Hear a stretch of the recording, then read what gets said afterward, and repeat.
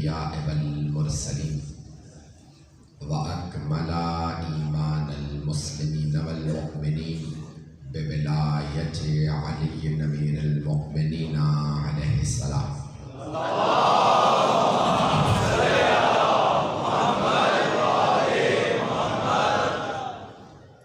والصلاة والسلام والتحية والإكرام على أفضل الموجودات العبد المؤيد والرسول المسدد المصطفى الأمجد المحمود الأحمد أعني أبا القاسم محمد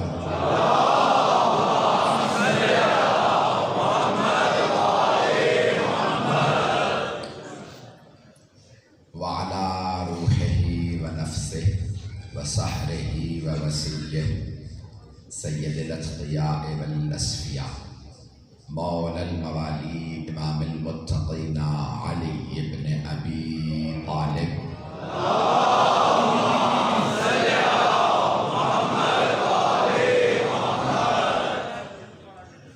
وعلى أوصيائه لا سيما بقية الله في الأرضين روحي وأرواح العالمين لتراب مقدمه الفداء واللعنة الدائمة على أعدائهم أجمعين من الآن إلى قيام يوم الدين. أما بعد فقد قال رسول الله صلى الله عليه وآله وسلم فاطمة بضعة مني من أغضبها فقد أغضبني. صلوات على محمد وعلى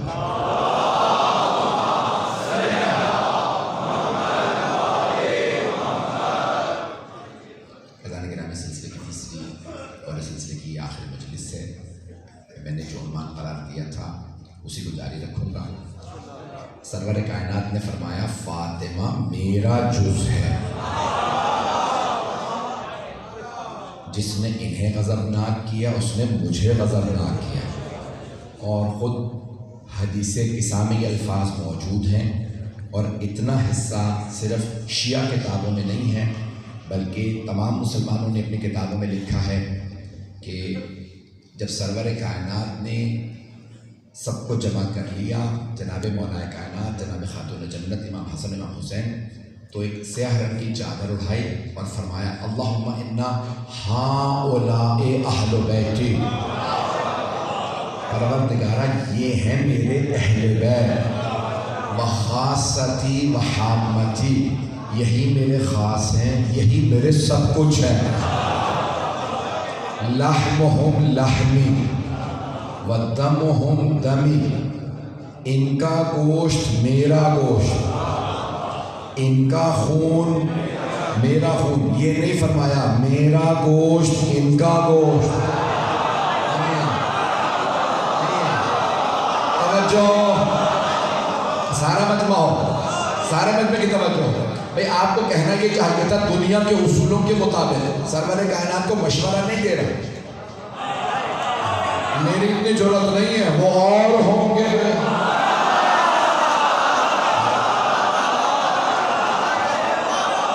سلامت رہا.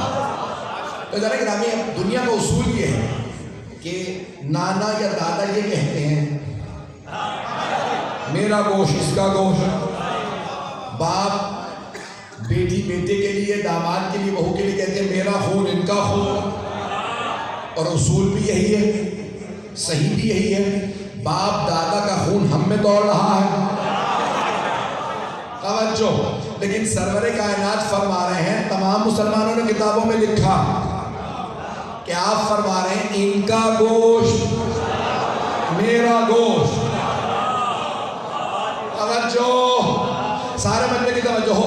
تو سرور کائنات نے فرمایا لحمہم لحمی ودمہم دمی ان کا گوشت میرا گوشت ان کا خون میرا خون. میرا خون تو ان کا ہے ہی.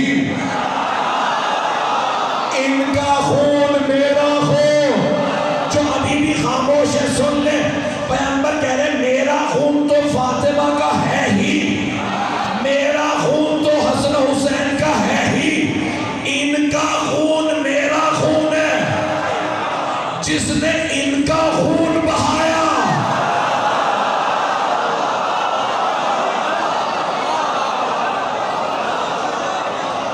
جس نے ان کا خون بہایا اس نے میرا خون بہایا.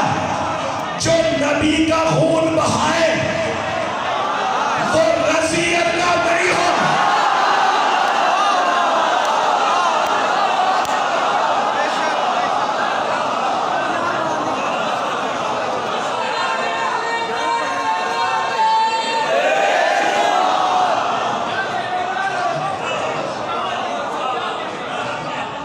اور فرمایا زیادہ کرام بس سرور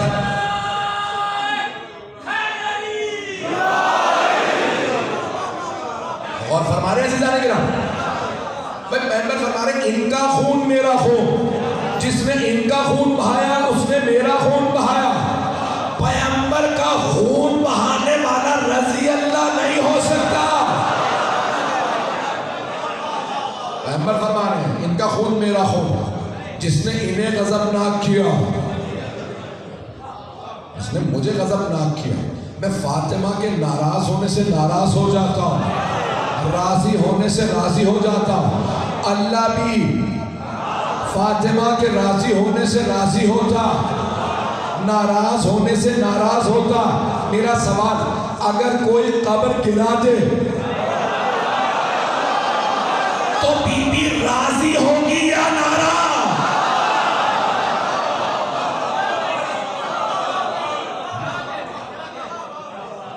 مجھے یہ ایک اور پہلو پیش کرنا ہے آج. اسے اگر مکمل نہ کرو تو یہ 100 سال ہو رہے ہیں نا اس سال. میں ممنون ہوں آپ کی محبتوں کا صدقہ. انہدام جنت البقیع کو 100 برس ہو رہے ہیں اس سال. تو 1925 میں کیونکہ ہر سال 10 یا 11 دن پیچھے چلا جاتا ہے اسلامک کیلنڈر, تو 33 سال میں 30 سے 33 سال میں ایک سال بڑھ جاتا. تو اب اس سال 1925 میں انہوں نے جنت البقیع کو منہدم کیا تھا. میں تو نام لینے سے نہیں گھبرا تھا. آل یہود, میرا مطلب ہے آل سعود.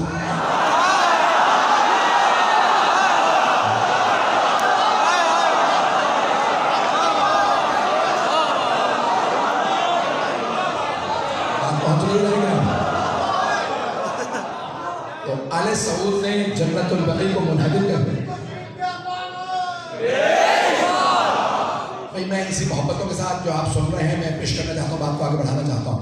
تو جنت البقیع کو منہدم کیا یہ کہتے ہوئے کہ ہم امت کو شرک سے بچانا چاہتے ہیں, کیونکہ لوگ آتے ہیں قبروں کی زیارت کرتے ہیں. قبروں کی زیارت بدعت ہے, شرک ہے.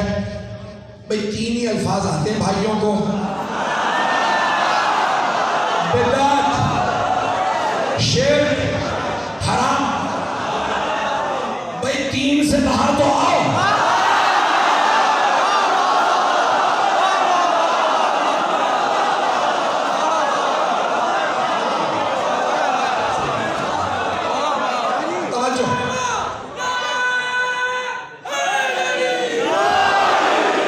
چلتے رہیں گے, اسی محبت سے چلتے رہیں گے. سنیں گے میں جو پڑھوں گا, وقت تو آپ نے رکھا نہیں ہے لیکن میں بھی پڑھوں گا, مجبور ہوں. ایک مجلس پڑھ کے آ رہا ہوں, ایک اور مجلس پڑھنے کے لیے جانا ہے. یہ جو بیچ کی مجلس ہوتی ہے نا, یہ برزخ ہوتی ہے. پڑھنے والے کے لیے بڑا مشکل ہوتا ہے. تو ادھر یعنی رب بھی رکھنا ہوتا ہے, کہاں موضوع شروع کیا, کہاں مکمل کرنا. اگلی مجلس بھی ذہن پہ سوار ہوتی ہے, پچھلی بھائی سن لیجئے گا. تو اب عزیزان کرام, اب وہ کہتے ہیں کہ نہیں, ہمیں امت کو شرک سے روکنا تھا اور شرک کا سارا ٹھیکہ انہوں نے اٹھا رکھا.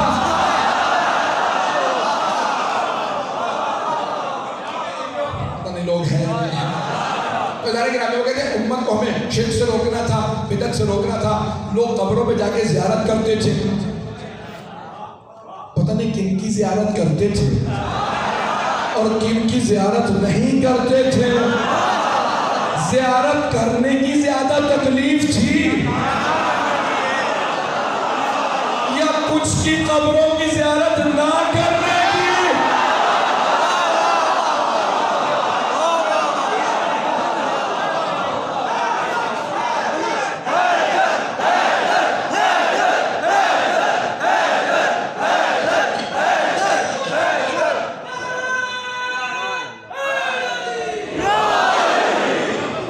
میری باتیں پہنچ رہی ہیں میں ممنون ہوں آپ کی محبتوں کا۔ فیضان گرامی، لوگ کہتے تھے بھی ہم زیارت کرنے جا رہے ہیں، تو کہتے تھے نہیں، صرف زیارت نہیں کرتے تھے، لوگ وہاں جا کے طواف کرنے لگتے تھے۔ میں جو پڑھ رہا ہوں بڑے چیلنج، مجھے پتا ہے باتیں ریکارڈ ہو رہی ہیں اور مجھے پتا ہے کتنے کیمرے آن ہیں۔ فیضان گرامی، اب وہ کہتے تھے بھئی یہ قبروں کا کیونکہ طواف کرتے ہیں، طواف اللہ کے گھر کا، قبروں کا طواف جائز نہیں ہے، اب ہمیں روکنا ہے کیونکہ ہم ٹھیکیدار ہیں، دین کا ٹھیکہ ہم نے لیا، حرام کا ٹھیکہ ہم نے لیا، بدعتوں کا ٹھیکہ ہمارا، تو اب ہم نے امت کو روکنا ہے شرک سے۔ یہ قبروں کا طواف کرتے ہیں، آئیے ذرا قبروں کا طواف دکھاؤں، سارے مجمع کی توجہ۔ فقہ جعفری کے علاوہ 4 فقہ ہیں، فقہ حنفی، فقہ مالکی، فقہ شافعی، فقہ حنبلی۔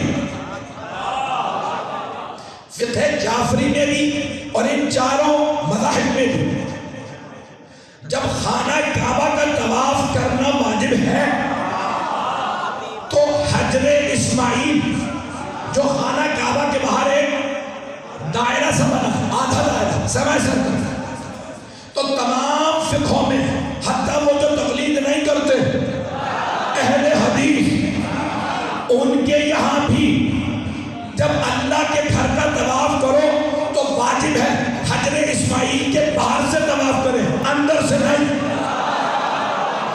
توجہ، سارے مجمع کی توجہ۔ تو حجر اسماعیل، اس کا نام ہے حجر اسماعیل، حتیم، حتیم بھی کہتے ہیں، حجر اسماعیل بھی۔ میں نے جب ابتدائی حج کیے، ابتدائی 2099 میں، 2000 میں، 2001 میں جو ابتدائی حج ہے نا، ان سب میں جب وہ آپ جاتے تھے نا طواف کرنے، تو وہاں پہ ایک دیوار سی بنی تھی ماربل کی، اور دونوں طرف سے کھلا ہوا تھا۔ جو حاجی ہیں ذرا ہاں ہم کریں، وہ دونوں طرف سے کھلا تھا۔ تو اب کیا کیا انہوں نے کہا بھئی حاجی کئی حج کرتے میں احکام نہیں جانتے، اندر سے چلے جاتے ہیں اور الٹی طرف کعبہ ہونا چاہیے، تو انہوں نے وہاں پہ دیوار بند کر دی، اب صرف ایک طرف سے کھلی۔ بڑی ذمہ داری سے کہہ رہا ہوں۔ تو بعد والے جو حج کیے 2008 کے بعد، اس میں وہ دیوار بند ہے ایک طرف سے، کہا نہیں، تمام مذاہب میں، تمام فقہ میں واجب ہے کہ کعبے کا طواف باہر سے ہو، حتیم کے، اندر سے نہیں۔ سارے باہر سے طواف کرتے ہیں۔ پتہ بھی ہے حجر اسماعیل میں ہے کیا، ہم بتاتے ہیں کیا ہے۔ معجم البلدان ہماری کتاب نہیں، آپ کی ہے۔ تمام علماء نے لکھا ہے اندر قبر حضرت حاجرہ کی، حضرت اسماعیل کی اور 18 انبیاء کی طواف ہے اللہ کے گھر کا، اور تمام فقہ کہتے ہیں حجر اسماعیل کے باہر سے طواف واجب ہے۔ اگر جرت ہے تو کہو یا قبریں اٹھا لو۔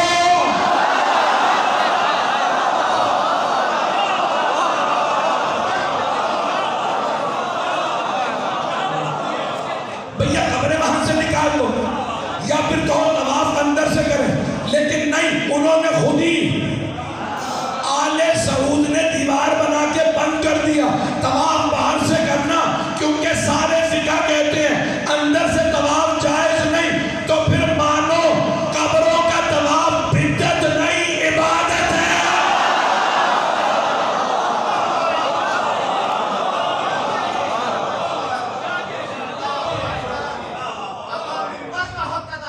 سلامت رہے آپ، توجہ ہمارے جانے کے بعد جانے کے بعد قبروں کا طواف، قبروں کا طواف بدعت نہیں ہے۔ اگر حاجرہ کی قبر کا،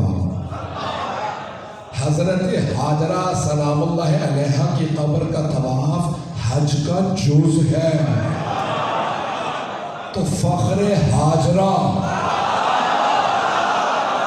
صدیقہ کبریٰ فاطمہ الزہرا کی قبر کا طواف کیسے بدعت ہے؟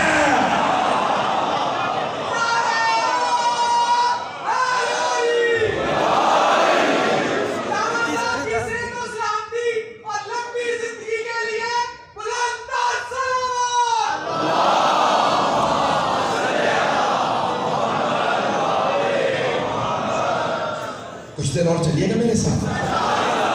میں صرف قبروں سے متعلق پیش کرنا چاہ رہا ہوں.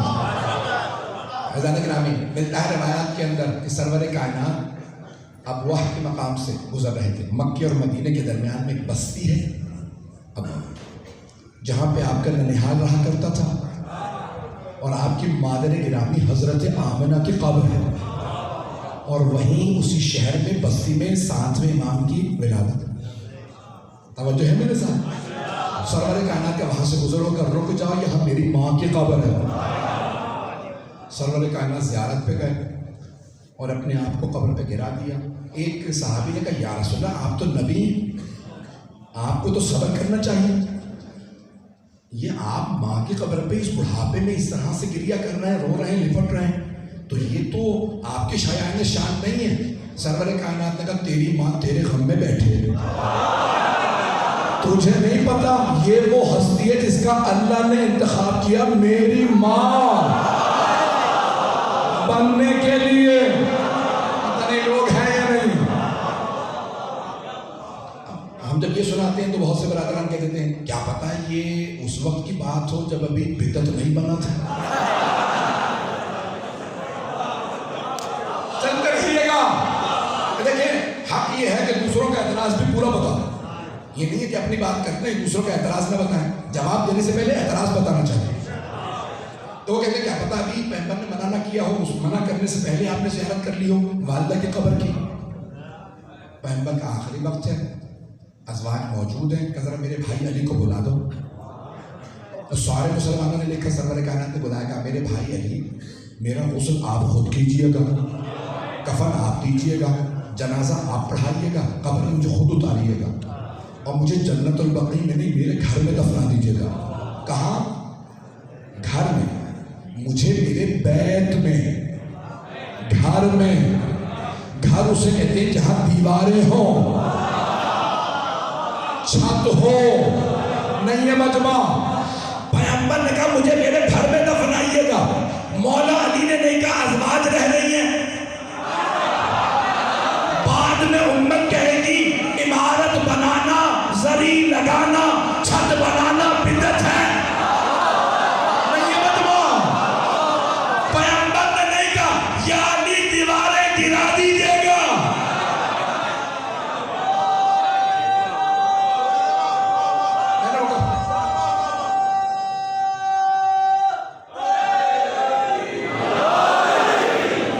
میری بات پہنچنی چاہیے، بڑی ذمہ داری سے پڑھ رہا. سرور کائنات نے نہیں فرمایا یا علی گھر کی دیواریں گرا دیجیے گا، چھت گرا دیجیے گا، کیونکہ قبروں پہ عمارت بنانا بدعت ہے. نہیں، عمارت پہلے سے تھی. پیغمبر نے بعد میں کہا قبر بنا دیجیے گا. اگر بدعت ہوتا تو کبھی نہ کہتے. ہاتھ جوڑ سن لیجیے. چلیں، وہ کہتے نہیں مولا علی کو تو حق نہیں ملا تھا، تو آپ تو کہتے ہیں کہ مولا علی کا حق چھین لیا گیا، ان کے ہاتھ میں تھا ہی کچھ نہیں، وہ تو خلفاء کے ہاتھ میں، ازواج کے ہاتھ میں. اچھا تو مانتے ہیں ازواج کے ہاتھ میں تھا، انہوں نے منع کیا نا کسی کو دفن ہونے سے، انہی میں سے ایک نے. توجہ بھائی، میں گستاخی نہیں کر رہا. 9 بیویاں موجود ہیں پیغمبر کی شہادت کے وقت، وصال کے وقت. کسی ایک بیوی نے نہیں کہا ہم امت کی مائیں اور صحابہ زیارت پہ نہ آؤ، بدعت ہے.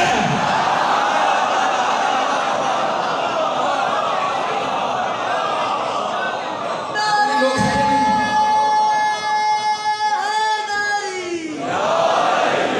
بات پہنچ بھی رہی ہے میری، پریشان تو نہیں ہے بھائی. امہات المومنین روکتی تھی نا ایسا مت کرو، انہوں نے نہیں روکا.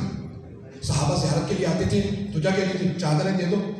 صحابی آ رہے ہیں، مائیں ہیں لیکن جانتی ہیں ان سے پردہ بھی واجب ہے. تو اب پتہ چلا ایسی مائیں ہیں جن کا امت کے بیٹوں سے پردہ بھی ہے، یا پھر مانو کچھ ایسے تھے جن سے پردہ تھا.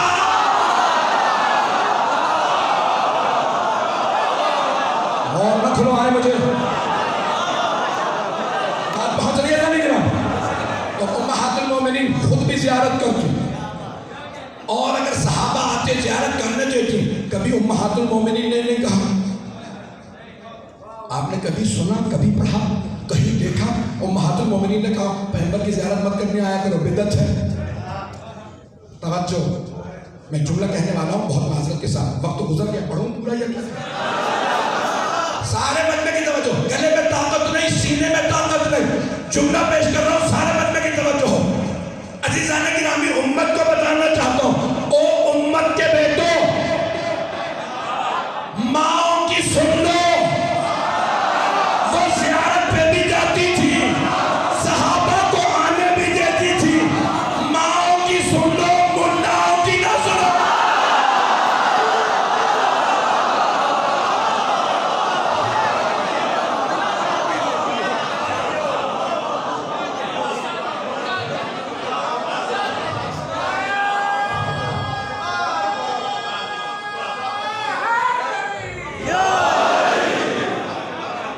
پریشان تو نہیں ہوگا؟ اللہ نے تو کہنا یہ حرام ہے، بدعت ہے، شرک ہے۔ ماؤں کو پتا تھا، وہ زیارت پہ جاتی بھی تھی، اور جو زیارت پہ آتا تھا اسے آنے بھی دیتی تھی۔ انہوں نے کبھی نہیں کہا یہ بدعت ہے، شرک ہے، حرام ہے۔ اہل بیت بھی آتے تھے، امام حسن حسین بھی آتے تھے، بار بار زیارت کے لیے آتے تھے۔ تو ہمارے لیے معاملہ تو حل ہے، ہم آپ کے لیے حل کر رہے ہیں، ہمیں مسئلہ نہیں ہے۔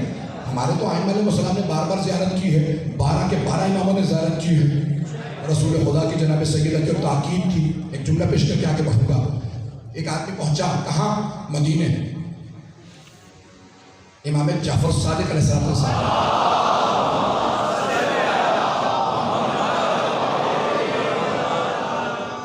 صرف ایک روایت، کیونکہ وقت نہیں ہے، زیارات پہ ہمارے کئی ہزار روایات ہیں، کئی ہزار۔ اب آدمی پہنچا مدینے سے، کون ہے؟ شیعہ۔ مولا نے کہا کہاں سے آئے؟ کہا مولا کوفے سے۔ کہا میرے جد کی زیارت کی نجف میں؟ کہا نہیں مولا میں نے زیارت نہیں کی۔ مولا نے کہا لم انظر الیک، میں تیری طرف دیکھتا بھی نہ، اگر تو میرا شیعہ نہ ہوتا، تو میرے جد کی زیارت کے بغیر کوفے سے آ گیا؟ کہا لماذا یزورہ، لماذا تزورہ، تو کیوں اس کی زیارت نہیں کرتا، ان کی زیارت کرتا؟ یزورہ اللہ و ملائکتہ، جس کی زیارت خود اللہ بھی کرتا ہے، ملائکہ بھی کرتے ہیں۔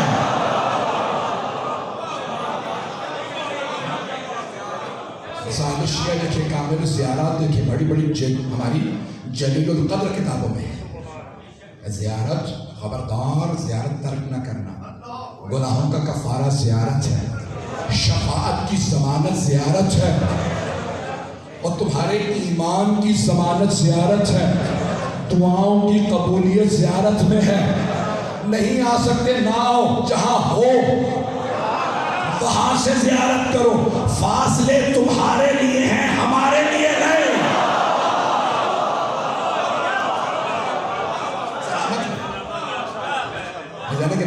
آئیں ذرا، کتنی تاکید ہے، وقت نہیں کہ تفصیل میں جاؤں۔ تو بہت سے افراد دیکھیں، جب آپ ساری امت کی اصلاح کے لیے نکلے ہیں، پہلے سیکھ تو لیں، اصلاح ہے کیا؟ ایک قرآن کی آیت بھی انہوں نے پیش کی، بس اسی آیت کی تلاوت کروں گا۔ ایک ہی آیت ہے جو انہوں نے حوالہ دیا، سورہ توبہ کی آیت ہے، ظاہراً آیت نمبر 84 ہے۔ وہ کہتے ہیں یہ آیت میں ہے، اللہ نے رسول خدا سے کہا لا تقم علی قبر، آپ قبروں پہ کھڑے مت ہوں۔ یہ تم آدھی آدھی آیتیں جو پڑھتے ہو، آیت پوری پڑھو۔ آیت میں یہ ہے کہ ولا تقم علی قبر، ہے میرے حبیب اس کی قبر پہ مت کھڑے ہوا کیجئے جو دنیا سے کافر گیا، وہم فاسقون، جو فاسق ہے۔ اب پتہ چلا فاسقوں کی قبروں پہ جانا بدعت ہے۔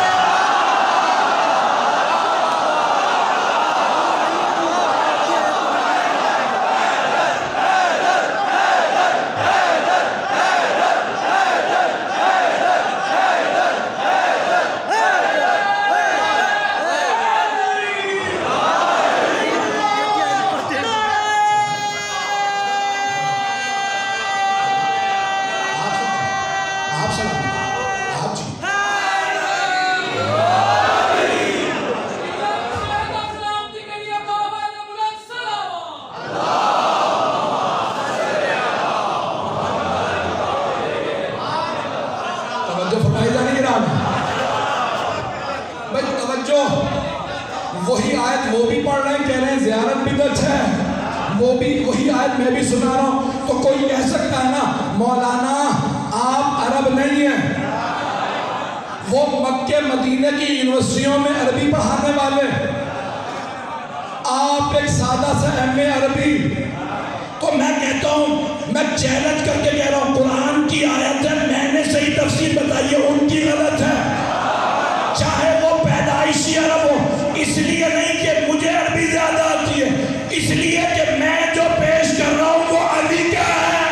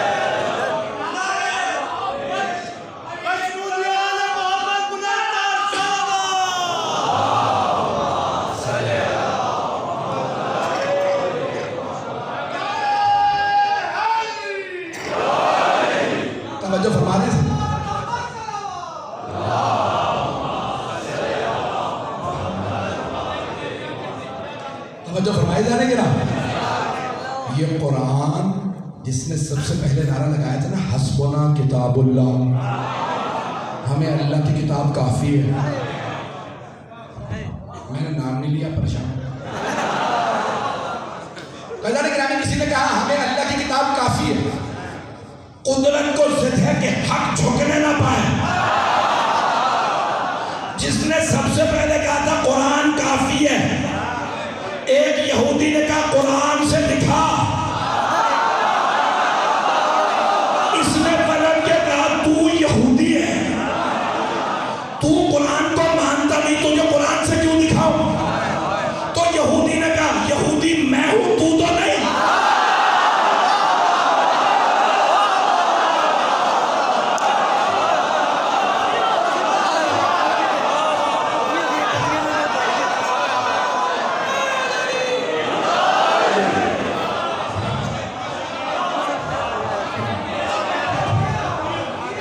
میں ہوں تو نہیں تو قرآن سے دکھا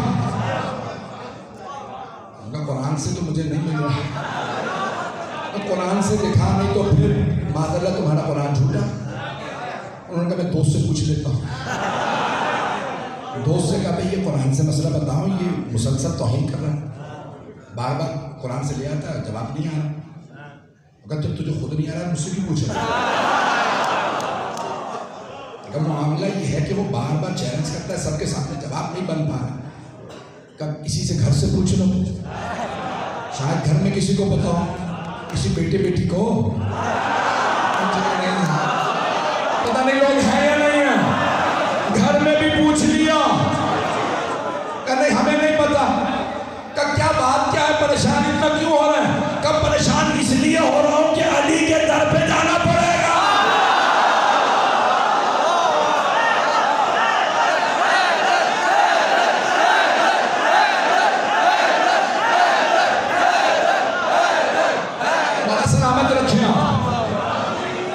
بھائی آئے دروازے پہ مولا کہاں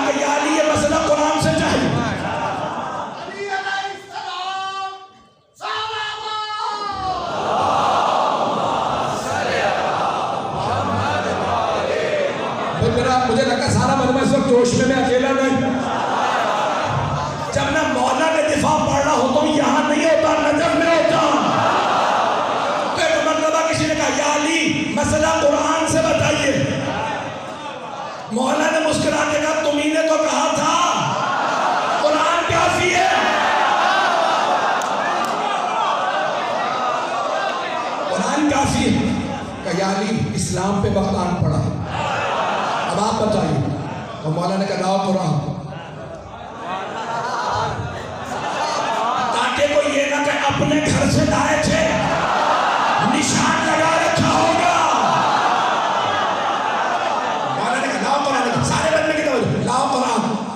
ان کے ہاتھ سے قرآن لیا، دیکھتے ہوئے قرآن کھولا کہ یہاں جواب. کہا یا علی یہ بغیر دیکھے آپ نے کیسے بتایا؟ میں اپنے انداز سے کہوں گا مولا نے کہا ہوگا جو قرآن اپنے وارث کے ہاتھوں میں آئے تو آیت خود باہر آ کے سلام کرتی ہے مجھ میں جواب ہے.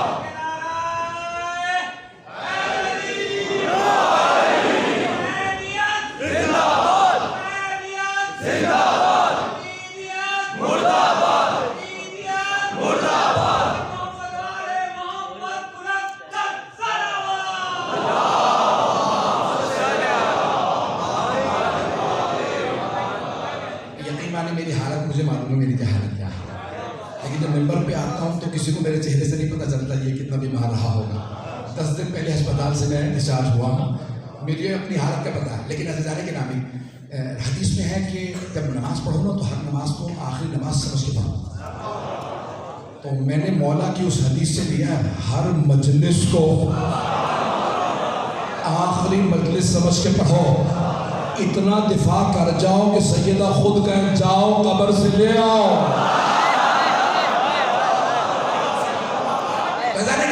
یہ جو افراد کہنے والے تھے ہمیں قرآن کافی، نہ جانے یہ امت کو قرآن فہمی کی غلط فہمی کی ہو گئی ہے.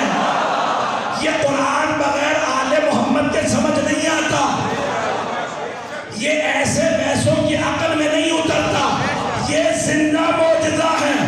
اس کی جب بسم اللہ پڑھو تو بام علی ہے.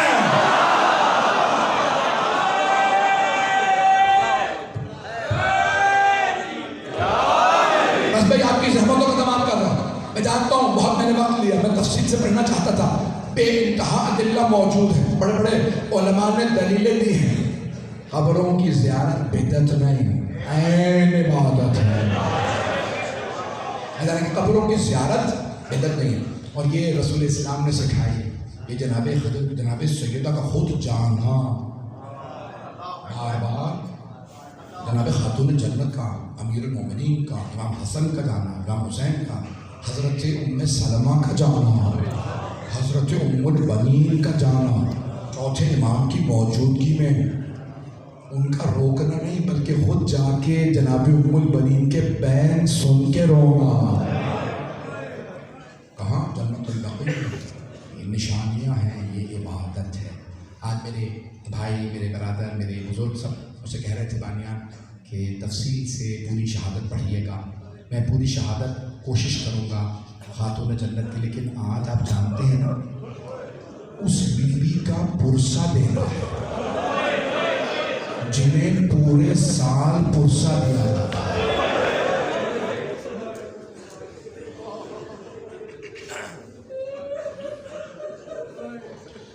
خاتون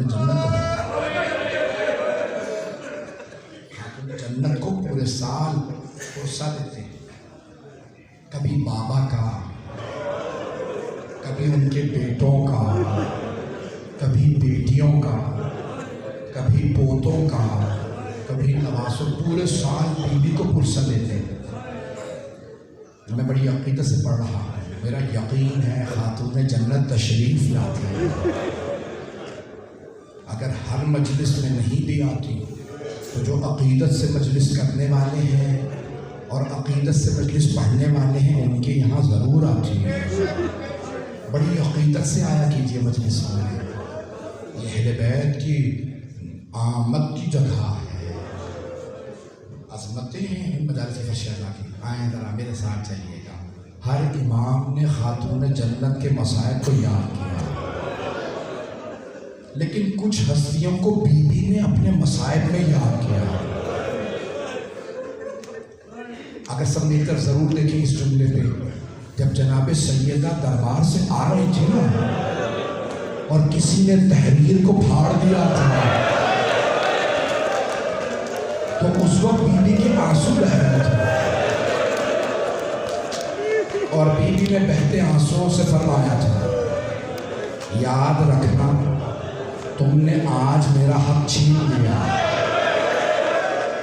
لیکن میرا ایک بیٹا مہدی آئے گا، وہ میرے سارے بدلے لے گئے.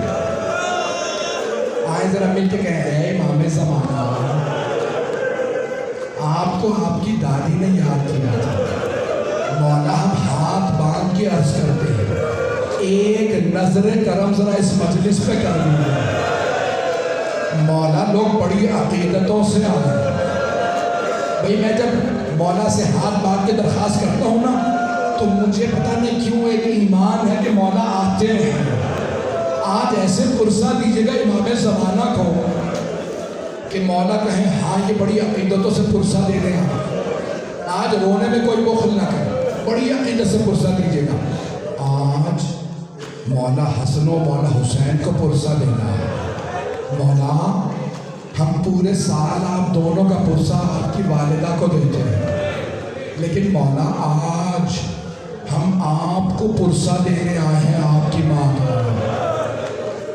اجرکم اللہ. سنیں گے جملہ اگر برداشت کر سکیں. چھٹے امام کی روایت ہے کہ روز قیامت ایک مرتبہ خود خالق ندا دے گا، یا اہل محشر غضوا ابصارکم حتی تجوزوا فاطمہ. اے اہل محشر نگاہیں جھکا لو تاکہ فاطمہ گزر جائے. پوچھا چھٹے امام سے، مولا آپ کی دادی تو پردے میں آئیں گی، پھر کیوں کہا جائے گا نظریں جھکا لو؟ مولا نے رو کے فرمایا، پردے میں تو آئیں گی لیکن ایسا کرتا ہاتھ میں ہوگا کوئی مسائل برداشت نہیں کر سکے گا. اجرکم اللہ، اجرکم اللہ. بھئی آج رونے میں بخل نہ کیجیے. میں ہاتھ جوڑ کے کہہ رہا ہوں، خاص طور سے اپنی بہنوں کو، میں اپنی بیٹیوں سے کہوں گا، آج مجھے بتایا ہے کہ مستورات کی بہت زیادہ درخواست ہے.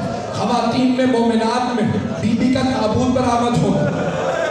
تو میں اپنی تمام بہنوں بیٹیوں سے کہنا چاہتا ہوں، آج کوئی ہو نہ ہو ذرا بیویاں تلاش کریں. کوئی شام سے بیوی ماں کا پرسہ لینے ضرور آئیں گی. میرے بزرگ بس نہیں، مجھے نہیں معلوم میں کیسے پڑھوں. میرے بھائی، میرے بزرگ، میرے بچے سنیں گے، پڑھوں میں صاحب. بس بھائی آئیں ذرا پیش کر رہا ہوں.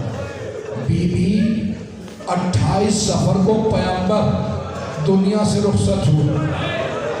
پہلی ربیع الاول کو لوگ دروازے پہ آئے. ایک آدمی نے کہا علی سے کہو آ کے بیعت کریں. مولا دروازے پہ آئے گا، کیا بات ہے؟ کہ ہم بیعت لینے آئے ہیں، آپ کو دربار میں بلایا گیا. آپ نے فرمایا واپس چلے جاؤ، میں بیعت نہیں کروں گا. اتنے میں کچھ اور لوگ دوبارہ آئے. کہ یا علی مسجد میں سب جمع، آپ پہنچے بیعت کریں. کہ دوبارہ مت آنا، میں بیعت نہیں کروں گا. اور اب میں پیغمبر نے جو قرآن دیا تھا اس کا حاشیہ لکھ رہا ہوں، خبردار اب کوئی دروازے پہ نہ. مولا گھر میں آئے، حجرے میں بیٹھے، قرآن آغوش میں رکھا اور لکھنا شروع کیا. اتنے میں مولا حسن کہتے ہیں دوبارہ دروازے میں دستک ہوئی. اب ایک آدمی نہیں تھا، ہجوم آیا تھا، دروازے پہ شور ہونے لگا۔ ایک آدمی نے کہا علی کو باہر نکالو، ہم آگ لائے ہیں، ہم دروازہ جلا دیں گے۔ نہیں میرا بچہ، پڑھوں برداشت کر پائیں گے؟ آپ لوگ کہہ رہے تھے کھل کے پورا پڑھیں، یہاں تو برداشت ہی نہیں کر رہے۔ میری طرف دیکھیں سب، ایک سوال، آپ سب نے صرف سنا ہے نا، آپ نے چلتا دروازہ دیکھا تو نہیں ہے؟ ہائے مولا حسن، جنہوں نے چلتا دروازہ دیکھا،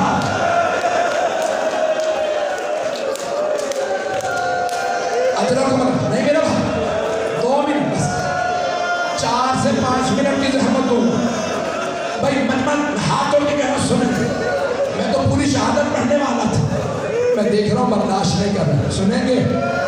مولا فرماتے ہیں میری ماں چکی پیس رہی تھی، دروازے پہ شور ہوا، علی کو باہر نکالو، ہم بیعت لینے آئے۔ بی بی نے کہا فضا دروازے کو روک۔ ایک مرتبہ دروازے پہ کسی نے آگ لگائی۔ میری طرف دیکھیں، خاتون جنت نے برقع لیا، سر پہ رکھا، فوراً دروازے پہ آئی، دونوں ہاتھ دروازے پہ رکھے اور ایک مرتبہ کہا رک جاؤ، میں تمہارے نبی کی بیٹی ہوں، میرے بابا اس دروازے پہ سلام کرتے تھے۔ ایک آدمی نے آواز دی وَإِن، چاہے نبی کی بیٹی ہو ہم دروازہ گرا دیں گے۔ مولا علی کے کانوں میں آواز گئی، وہ دروازہ گرائیں گے۔ مولا نے قرآن اٹھایا، چوما رکھا، ننگے پاؤں آگے صحن میں، کیوں؟ سیدہ کا معاملہ تھا۔ اسی دوران ایک آدمی نے چلتے دروازے پہ لات ماری، دروازہ گرا، سیدہ تھی، چلتا دروازہ تھا۔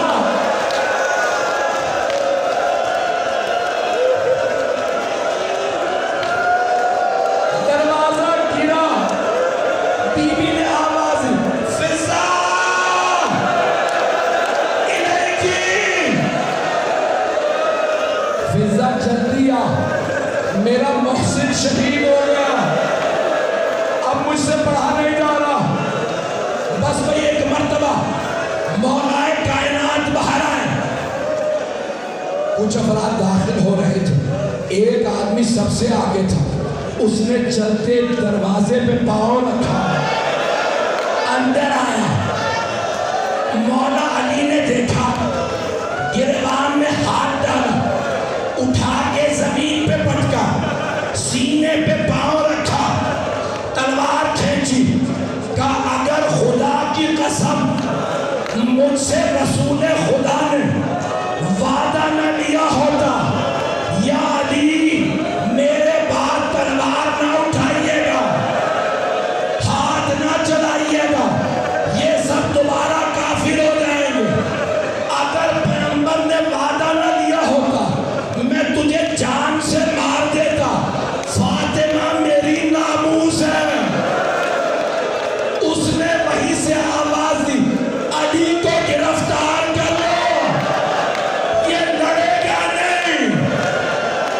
مولا کو گرفتار کیا، چونکہ مولا نے کہا تھا میں لڑوں گا نہیں، میں نے پیغمبر سے وعدہ کیا۔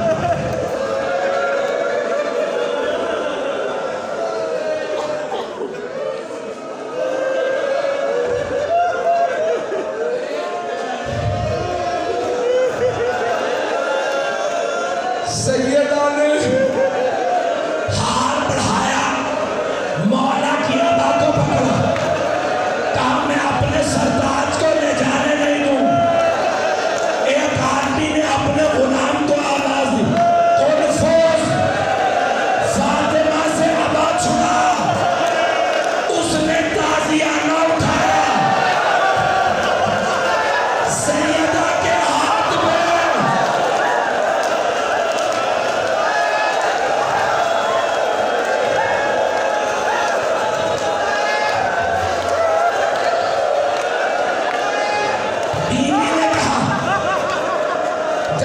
چھوٹا نہ تازیانے سے. بی بی نے آواز دی, پڑھوں گی چھوڑ دو. کچھ کہہ رہے ہیں رہنے دو, ہم سے برداشت نہیں ہو.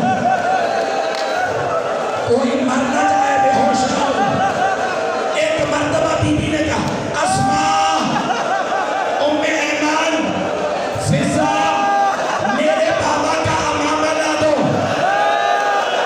بی بی نے امامہ کھولا, سر پہ رکھا. میرے بابا کی ردا لا دو. بی بی نے سر پہ رکھی. کہا میرے بابا کا عصا لا دو. بی بی نے عصا لیا. آواز دی فضا مجھے سہارا دو, مجھ سے چلا نہیں جانا. بی بی کے پاؤں اٹھ نہیں رہے تھے, زمین پہ خط کھینچ رہے تھے. بی بی قبر رسالت پہ آئی, بالوں کو بکھرایا. بابا علی کا حق چھن گیا, میں نے بد دعا نہیں کی. بابا میرا حق چھن گیا, میں نے بد دعا نہیں کی. لیکن بابا آج میرا محسن شہید ہو گیا. بابا میں نے بد دعا نہیں کی, لیکن بابا آج میری آنکھوں کے سامنے میرے سرتاج علی کو گرفتار کر کے لے گئے. بابا آج میں بد دعا کرنے آیا. وہاں مسجد میں کسی آدمی نے کہا یا علی بیعت کیجیے, کہا بیعت نہیں کروں گا. ایک نے کہا ہاتھ کھولے, مولا نے ہاتھ بند کیا, کہا بیعت نہیں کروں گا. اتنے میں مولا نے کچھ دیکھا, فوراً جناب سلمان سے کہا سلمان فوراً روضہ رسول پہ جا. کہا مولا آپ کو چھوڑ کے نہیں جا سکتا. کہا سلمان بنت رسالت بد دعا کرنے والے ہیں. یعنی کیسے معلوم؟ کہا دیکھ نہیں رہے مسجد نبوی کی دیواریں اٹھ رہی ہیں, اللہ عذاب بھیج دے گا. سلمان فاطمہ سے کہیے علی کہتے ہیں میرے حق کا واسطہ بد دعا نہ کیجیے گا.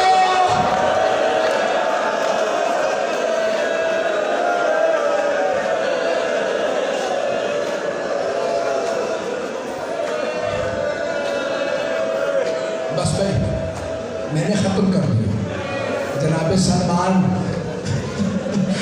روضہ رسول پہ آواز دے کہ فضا سیدہ سے کہو پردہ کر لے, میں اندر آ رہا. خاتون جنت نے سر پہ برقع رکھا. کہ سلمان کیا بات ہے؟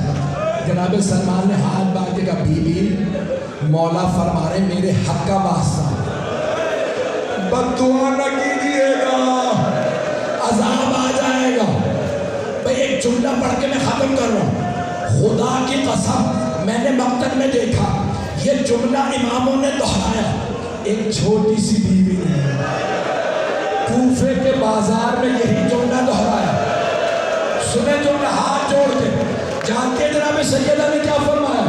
کہو مسلمانوں, نبی صالح کی اونٹنی کو ایک آدمی نے مارا تھا.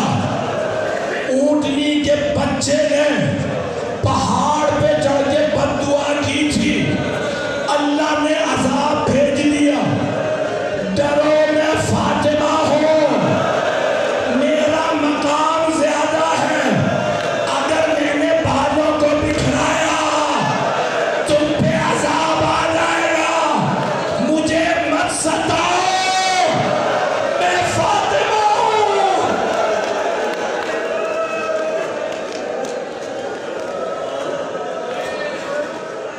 الا لعنت اللہ علی القوم الظالمین وسيعلم الذين ظلموا أي منقلب ينقلبون.